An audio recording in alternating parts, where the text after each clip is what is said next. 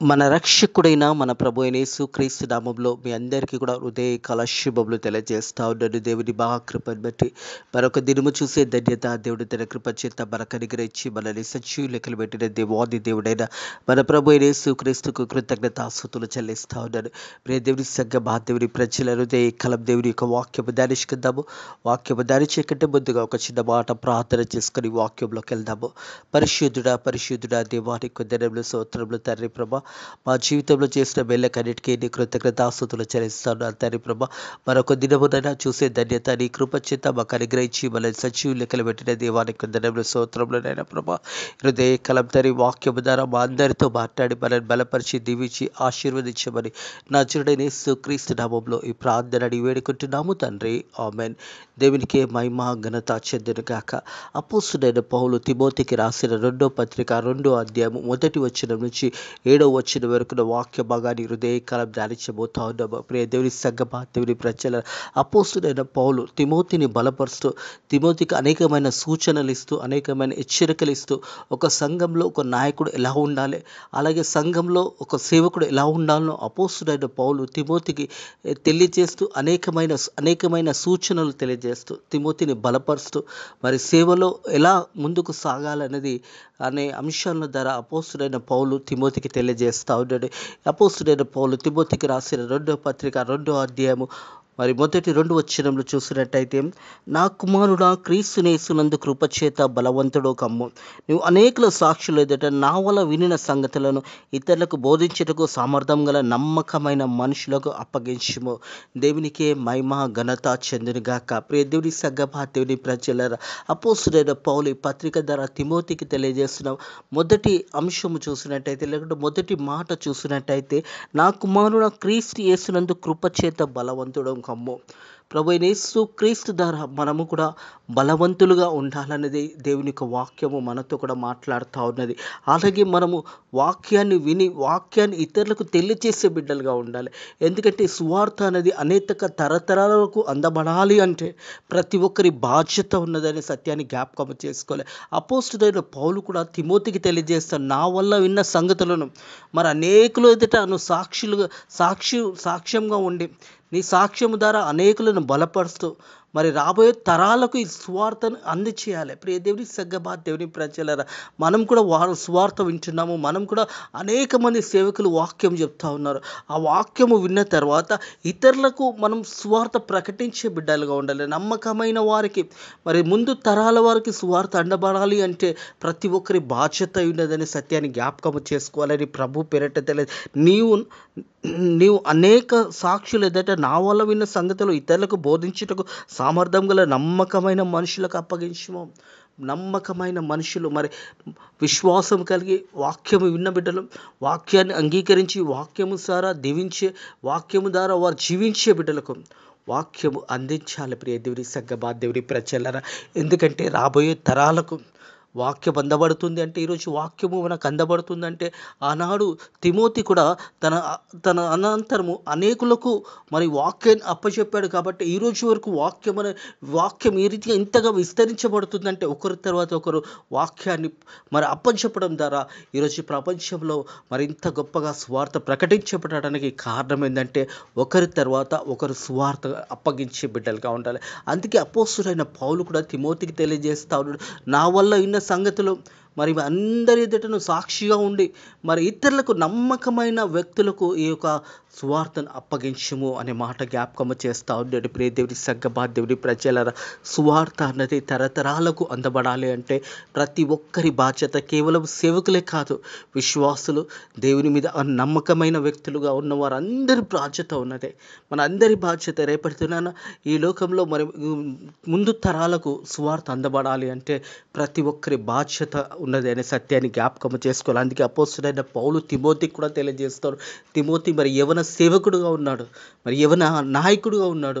అందుకే తిమోతికి తెలియజేస్తారు, నా వల్ల అయిన మాటలన్నీ కూడా ఇతరులకు బోధించి నమ్మకమైన వారికి అప్పచెప్పుము. వాక్యం అనేది ఇతరులకు అప్పచెప్పబడాలి. మన తరము తర్వాత వచ్చే తరము వారికి స్వార్థ అందబడాలి, వచ్చే తరము వారు రక్షించబడాలి అంటే ప్రతి ఒక్కరి బాధ్యత స్వార్థ అనేది ప్రకటించబడాలి. స్వార్థ ప్రకటించే వారికి సహాయం చేయాలి. స్వార్థ అందించే బిడ్డలకు మన వంతు సహాయం చేసి వారిని బలపరిచి అనేకుల ఎదుట మరి స్వార్థ అనేది ముందుకు సాగిపోతున్నప్పుడు రాబోయే జనరేషన్స్కి కూడా స్వార్థ అందే విధంగా మనము చేసినట్టయితే రాబోయే తరాలు కూడా రక్షించబడతాయి అనే సత్యాన్ని జ్ఞాపకం చేసుకోవాలి.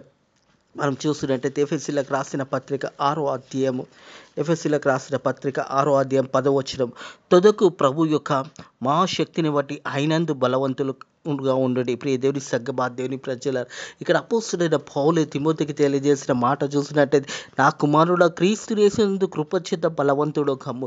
అలాగే ఎఫెసీలకు రాసిన పత్రిక 6వ అధ్యాయం 10వ వచనంలో తొదకు ప్రభు యొక్క మహాశక్తిని బట్టి ఆయనందు బలవంతులుగా ఉండండి. మీరు అపవాది తంత్రాలను ఎదిరించుటకు శక్తివంతుడుకు దేవుడిచ్చిన సర్వాంగ కవచంను ధరించుకునండి. హల్లెలూయా.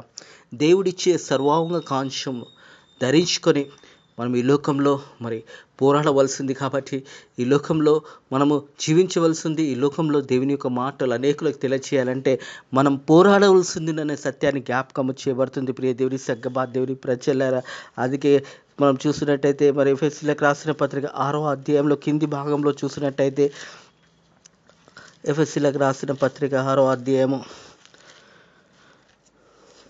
కింది భాగంలో చూసినట్టయితే, ఏలైనగా మనం పోరాడుతున్నది శరీరాలతో కాదు, కానీ ప్రధానులతో, అధికారులతో, ప్రస్తుత అంధకార సంబంధములైన లోకనాథులతో, ఆకాశ మండలమున్న దురాత్మలతో మనము పోరాడవలసి ఉన్నది. ప్రియ దేవుని సంగమా, దేవుని ప్రజలారా, కాబట్టి మనం సర్వాంగ కాంక్షము, దేవుడు ఇచ్చిన మనకు సర్వాంగ కాంక్షమును ధరించుకొని పోరాడాలని అపోస్తలుడైన పౌలు మరి తిమోతికి తెలియజేస్తాడు. అదే ఎఫెసీల పత్రిక మనం ఎలా ఎవరితో పోరాడవలసినది అని మాట జ్ఞాపకం చేస్తున్నాడు. ప్రియ దేవుని సంగమా, దేవుని అధికారులతో మరి అందరితో మనం పోరాడవలసినప్పుడు మనం మొదట దేవుడిచ్చిన కృపా బలాన్ని మనం పొందుకొని పోరాడాలనే మాట జ్ఞాపకం చేస్తూ ఉన్నాడు. 3వ వచనం చూసినట్టయితే, మంచి సైనిక వల్ల నాతో కూడా శ్రమ అనుభవించు. ప్రియ దేవుని సంగమా, దేవుని ప్రజల అపోస్తలుడైన పౌలు తెలియజేస్తాడు, ఒక మంచి సైనికున నువ్వు పోరాడాలంటే శ్రమ అనుభవించాలి. ఎందుకంటే శ్రమ అనేక పాఠాలు మనకు నేర్పిస్తుంది అనే సత్యాన్ని జ్ఞాపకం చేసుకోవాలి. ప్రియ దేవుని సంగమా, దేవుని శ్రమ మనకు ఓర్పు పరీక్ష నిరీక్షణను తెలియజేస్తూ ఉన్నది. ఈ లోకంలో శ్రమ అనుభవించాలి. ఎందుకంటే ఈ లోకంలో మనం జీవిస్తున్నప్పుడు, దేవుని బిడ్డలుగా మనం జీవిస్తున్నప్పుడు, దేవుని యందు సువార్త ప్రకటిస్తున్నప్పుడు అనేక శ్రమలు వస్తాయి. అపోస్తలుడైన పౌలు కూడా అనేక శ్రమలు అనుభవించాడు. మనం అందుకే అపోస్తలుడైన పౌలు అంటున్న ఒక మంచి సైనికునిగా పోరాడాలంటే శ్రమ అనుభవించాలి. అందుకే శ్రమ గురించి జ్ఞాపకం చేస్తూ ఉన్నాడు. ప్రియ దేవుని సంగమా, దేవుని ప్రజల ప్రతి ఒక్కరం కూడా శ్రమ అనుభవించారు. అలాగే చూసినట్టయితే మొదటి తిమోతికి రాసిన పత్రిక 1వ అధ్యాయము 18-19 వచనంలో చూసినట్టయితే, నా కుమారుడా తిమోతి, నీ విశ్వాసమును మంచి మనస్సాక్షి కలడవాయి నిన్ను గురించి ముందు చెప్పబడిన ప్రవచనంలో చూపిన మంచి పోరాటం పోరాడవాలని వాటిని బట్టి ఈ ఆజ్ఞ నీకు అప్పగా చెప్తున్నాను. అపోస్తలుడైన పౌలు అంటున్నాడు, మంచి పోరాటం పోరాడాలి. ఈ లోకంలో మనం జీవిస్తున్నప్పుడు మనం అందరం కూడా ఒక సైనికుల దేవుని స్వార్థను ప్రకటించే బిడ్డలుగా ఉండాలని సత్యాన్ని జ్ఞాపకం చేసుకోవాలి. నా కుమారుడా తిమోతి, నీవు విశ్వాసంతో మంచి మనస్సాక్షి గలవాడవై నిన్ను గురించి ముందు చెప్పబడిన ప్రవచనంలో చూపున ఈ మంచి పోరాటం పోరాడవాలని వాటిని బట్టి నీకు ఆజ్ఞను అప్పగించుచున్నాను. అట్టి మనస్సాక్షికి నీకు కొందరు తోసివేసి విశ్వాస విషయంలో బద్దలైపోయిన వారిలా చెడిన వారు ఉన్నారు. ప్రియ దేవుని సంగమా, దేవుని ప్రజలారా, కొంతమంది విశ్వాసంలో బద్దలైన వారిగా ఉన్నారు. ఆరిలాగా ఉండకుండా మంచి పోరాటం పోరాడాలి. అపోస్తలుడైన పౌలు ఈ యొక్క వాక్యము ద్వారా మనకు కూడా తెలియజేస్తూ ఉన్నాడు. మనమందరం కూడా ఒక సైనికులా పోరాడాలి. దేవుని స్వార్థ విషయం ఒక సైనికులా మనం పోరాడాలి. ఒక సైనికుల స్వార్థ ప్రకటించే బిడ్డలుగా ఉండాలి. ఆ సమయంలో శ్రమలు వస్తాయి, కష్టాలు వస్తాయి, అవి అనుభవించాలని అపోస్తలుడైన పౌలు ఈ మాట తెలియజేస్తూ ఉన్నాడు. మంచి సైనికుల నాతో కూడా శ్రమ అనుభవించు. అపోస్తలుడైన పౌలు కూడా అనేక శ్రమలు అనుభవించాడు. మనం కూడా శ్రమ అనుభవించాలి. అలాగే తిమోతి కూడా చెప్తా ఉన్నాడు, శ్రమ అనుభవించు. నేను ఎలాంటి శ్రమలు అయితే పొంది ఉంటానో నువ్వు కూడా శ్రమను అనుభవించు అని అపోస్తులైన పౌలు తిమోతికి తెలియజేస్తా ఉన్నాడు. ఇరుదే కాలము ప్రియ దేవుని సంగమా, దేవుని ప్రజలారా, మనం కూడా శ్రమను అనుభవించే బిడ్డలుగా ఉండాలి. కష్టం వచ్చినా, శ్రమ వచ్చినా, దుఃఖం వచ్చినా ముందుకు సాగిపోయే ఒక సైనికుల ముందుకు పోవాలి. సైనికుడు యుద్ధంలో పోరాడుతున్నప్పుడు, మరి శత్రువులతో పోరాడుతున్నప్పుడు వెనుకకు చూడకుండా ముందుకు సాగిపోయి పోరాడుతున్నట్టుగా మనం కూడా ఒక క్రైస్తవునిగా, ఒక క్రైస్తవురాలుగా, స్వార్థ విషయంలో ఒక పోరాడే వ్యక్తిగా, ఒక పోరాడే సైనికునిగా నువ్వు నేను ఉండాలనే సత్యాన్ని జ్ఞాపకం చేసుకోవాలని ప్రభు పేరట తెలియజేస్తా ఉన్నాడు. ప్రియ దేవుని సంగమా, దేవుని ప్రజల సైనికుడు యుద్ధంకు పోచినప్పుడు తన దండలో చేర్చుకునే వానికి సంతోష పెట్టాలని ఈ యొక్క జీవన వ్యాపారంలో చిక్కుకొన్నాడు. ఒక సైనికుడు దేశం గురించి పోరాడుతున్నప్పుడు, మన దేశంలో ఆ ఒక సైనికుడిగా అతడు ఉన్నప్పుడు ఆ దేశం గురించి పోరాడుతూ ఉంటాడు. మరి ఆ బార్డర్స్లో శత్రువులతో పోరాడుతున్నప్పుడు సైనికుడు మరి శత్రువులను ఎదిరిస్తూ మరి శత్రువులతో పోరాడే సైనికుడిగా ఉంటాడు. ఎందుకంటే తన దేశాన్ని రక్షించుకోవడానికి ప్రతి సైనికుడు కూడా ఎంతో మరి ఆ సైనికుడు ఎంతగానో కష్టపడి మరి శత్రువులతో పోరాడుతుంటాడు. మనం కూడా దేవుని వాక్యం గురించి ఒక మంచి సైనికునిగా, శ్రమ అనుభవించే సైనికునిగా, అలాగే పోరాడుతున్నప్పుడు ఈ లోక ఆశల వైపు ఉండకుండా, ఈ లోక మర్యాదల వైపు ఉండకుండా, ఈ లోకంలో మరి ఉన్నది మరి చూసినట్టయితే నేత్రాశ, శరీరాశ, జీవపు డంబంల వైపు ఉండకుండా దేవుని వాక్యము వైపు పోరాడాలి. దేవుని వాక్యం అందించే బిడ్డగా పోరాడాలి. అనేకులకు సువార్త ప్రకటించే బిడ్డలుగా పోరాడాలి. ముందు తరాలకు సువార్త అందించబడాలి. నమ్మకమైన వారికి ఈ యొక్క సువార్త అందించబడాలి అంటే మనం పోరాడవలసింది ఒక సైనికునిగా పోరాడవలసినదనే సత్యాన్ని జ్ఞాపకం చేసుకోవాలని ప్రభు పేరట తెలియజేస్తా ఉన్నాను. ప్రియ దేవుని సంగమా, దేవుని ప్రజలారా, మనందరం కూడా ఒక సైనికులమే.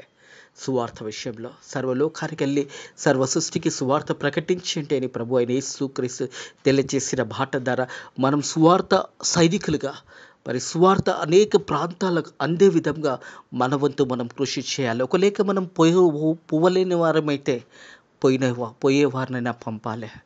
సేవకులను బలపరచాలి. సేవకుల గురించి ప్రార్థన చేయాలి.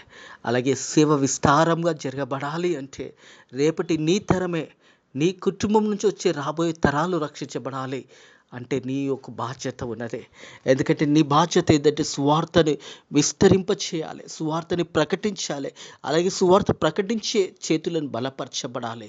అలాగే సువార్త ముందు తరాలకు అందబడాలి. అలాగే ఒక మంచి సైనికుడు మనం పోరాడాలి, శ్రమ అనుభవించాలి. ఒక సైనికుడు దేశం గురించి ఎలాగ పోరాడతాడో మనం కూడా సువార్త విషయంలో, దేవుని యొక్క సువార్త విషయంలో ఒక సైనికులా పోరాడి సువార్త అందించే బిడ్డలుగా మనం ఉండాలనే సత్యాన్ని జ్ఞాపకం చేసుకోవాలని ప్రభు పేరట తెలియజేసి, సైనికుడు యుద్ధంలో పోచినప్పుడు తన దండలో చేర్చుకున్న వారికి సంతోషపెట్టాలని ఈ జీవన వ్యాపారంలోకి చిక్కుకున్నాడు. ఎందుకంటే ఈ వ్యాపారంలోకి చిక్కుకొని, ఎందుకంటే తన లక్ష్యం ఒకటే, దేశం గురించి తను ఒక సైనికుడిగా ఏర్పరచబడ్డాడా, ఎవరైతే సైనికులుగా తను చేర్చుకున్నారో వారిని సంతోషపెట్టడానికి, దేశ ప్రజలను సంతోషపెట్టడానికి ఆ సైనికుడు పోరాడతాడు. మనం కూడా దేవుని యొక్క స్వార్థ విషయంలో ప్రతి ఒక్కరు కూడా ఒక సైనికులు కావాలి. ప్రతి ఒక్కరు కూడా పోరాడే సైనికులు కావాలి. ఈ సువార్త అనేక ప్రాంతాలకు అందాలి. యేసు ప్రభు ఒక సువార్త ప్రతి ప్రాంతానికి, ప్రతి గ్రామానికి వెళ్ళాలంటే మనమందరం కూడా ఒక సైనికులుగా పోరాడాలి అనే సత్యాన్ని జ్ఞాపకం చేసుకోవాలని ప్రభు పేరట తెలియజేస్తా ఉన్నాను. అలాగే చూసినట్టయితే మరి జట్టు అయిన వాడు పోరాడుచున్నప్పుడు నిష్ప్రయోజకంగా పోరాడితే వానికి కిరీటం దొరకదు. దేవుని సంగమా, దేవుని ప్రజలారా, ఒక క్రీడాకారుడు కానీ అతడు పోరాడుతున్నప్పుడు నిష్ప్రయోజనంగా ఉంటే అతనికి కిరీటం దొరకదు. ఎందుకంటే పోరాడే వ్యక్తి గెలవాలని ఉద్దేశంతో ముందుకు సాగిపోవాలి. ఎందుకంటే నేను తప్పకుండా గెలుస్తానని సత్యాన్ని జ్ఞాపకం చేసుకొని ముందుకు పోరాడాలనే సత్యాన్ని జ్ఞాపకం చేసుకోవాలి. దేవుని సంగమా, దేవుని ప్రతి ఒక్కరం కూడా మనం ఒక సైనికులుగా ముందుకు సాగిపోవాలనే సత్యాన్ని జ్ఞాపకం చేసుకోవాలని ప్రభు పేరట తెలియజేస్తాం. ప్రతి ఒక్కరి బాధ్యత ఉన్నది. మనం అందరం కూడా ఒక పోరాడవలసినదైన సత్యాన్ని జ్ఞాపకం చేసుకోవాలని ప్రభు పేరట తెలియజేస్తా ఉన్నాను. అపోస్తులైన పౌలు ఫిలిప్పీయులకు రాసిన పత్రిక 3వ అధ్యాయం 14వ వచనం చూస్తున్నట్టయితే, క్రీస్తు యేసునందు దేవుని ఉన్నతమైన పిలుపు కలుగు బహుమానం కొరకు పోరాడవలని గురి ఎద్దకు పరిగెత్తుచున్నాను. మన గురి సువార్త ఉన్నది. మన గురి ప్రభు అయిన యేసు క్రీస్తు వైపు ఉండాలి.